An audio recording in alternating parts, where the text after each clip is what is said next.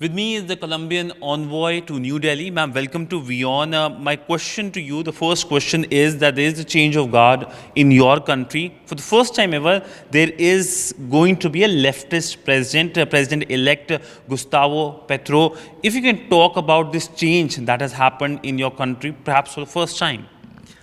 Yes, this is the first time ever. First, we've had the most Colombians going out to cast a vote. And it's the first time that Colombia elects a left-wing president, and the first time that Colombia elects an Afro-Colombian woman to be vice president of Colombia. This is first a show of the strong democracy that we have in Colombia, the institutionality and the institutions itself. So it's just a transition. We're in the midst of the transition to the new government. Will take power on the 7th of August of this year. Mm-hmm. How significant is this milestone for your country, having a left-wing president being elected, when we know that the history of your country has had its past, in which, of course, there has been the FARC, which has been not playing a very positive role? Well, first, President-elect Gustavo Petro, yes, he demobilized from a former guerrilla group back in the early 1990s. He's a well-known politician. He demobilized, he went into politics.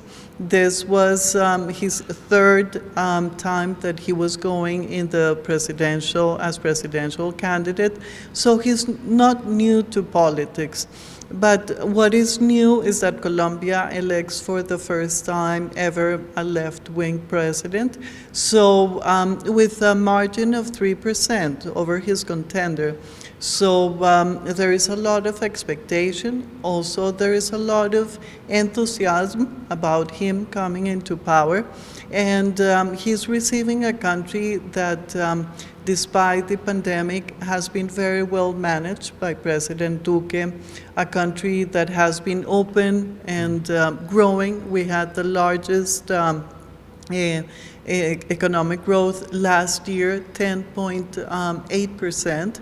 And for this year, according to the OECD, Colombia will grow 6.8%, one of the largest in Latin America. Unemployment rate has also decreased, and with pride I have to say that women are leading the recovery of that unemployment in Colombia.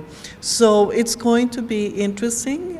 There is a lot of expectation, but also a lot of enthusiasm in Colombia. Mm-hmm. Ma'am, with the coming of a new left-wing president, essentially the last bastion has fallen, because your country never had a left-wing president.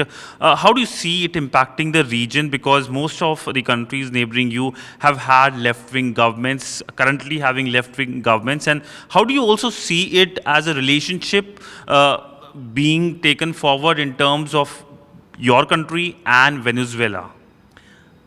Yes, it's not that the country is falling, it's just a democratic transition from center-right to left. I think as any other country where democracy lives, there are transitions, and that's what is going on in Colombia.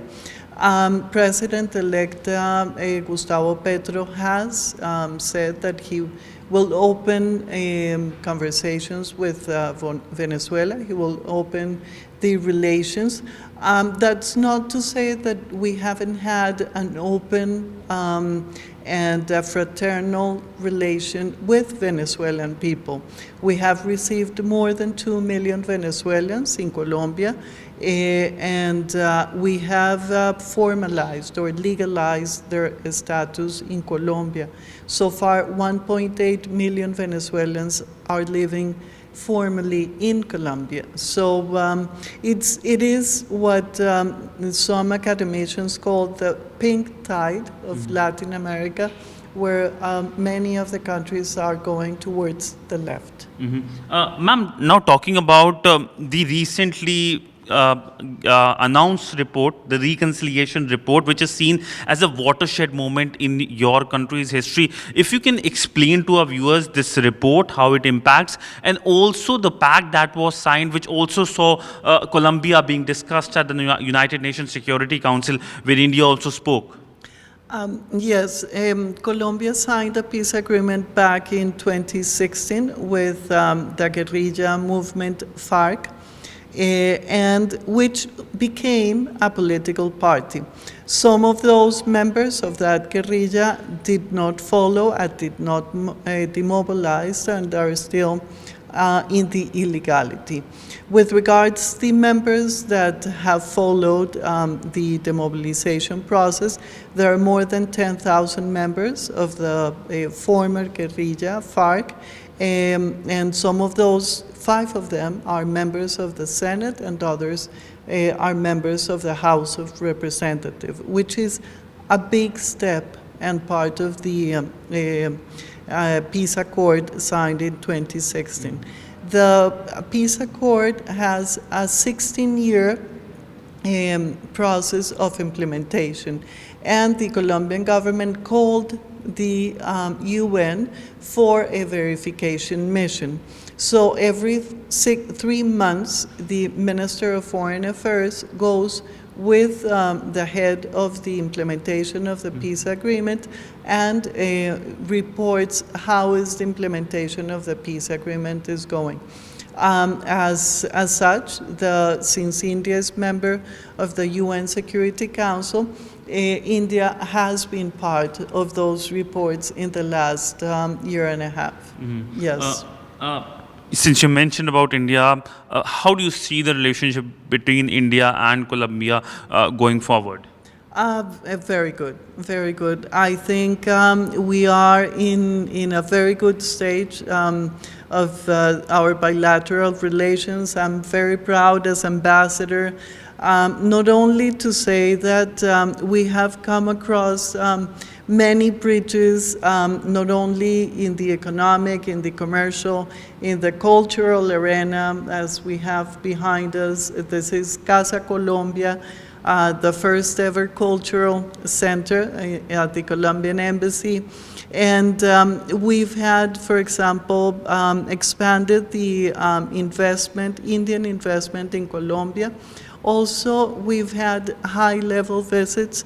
The Vice President and Minister of Foreign Affairs came in October. We had Minister of State Meenakshi Lekki going to Colombia, and we hope many more. We also saw some great technology transfer and investment of pharmaceutical companies in Colombia.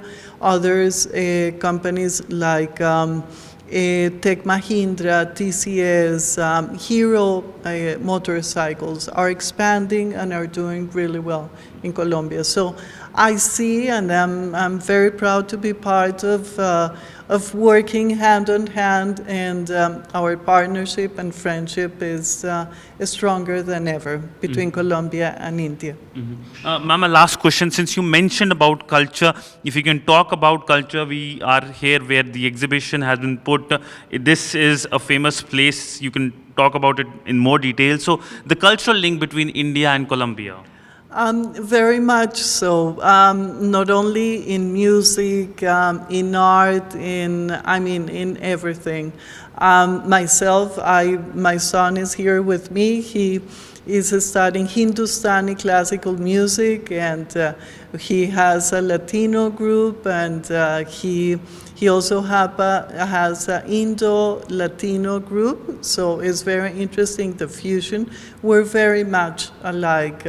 When I read, again, for example, Garcia Marquez, the famous Nobel Prize winner, 100 Years of Solitude, Macondo feels, like he's here in India. So we're very much alike.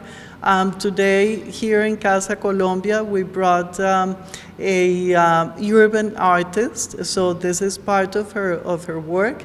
He's also painting a wall at the metro station, very, very close by at Vasant Vihar. So it's growing stronger and stronger. Well, thank you so much, ma'am, for speaking to WION and explaining us about the implications of the change in guard and also about the India-Colombia relationship. Thank you, ma'am. Thank you. Thank you very much. With video journalist Chandrasekhar, Sidhant Sibal for WION at the Colombian Embassy here in Delhi.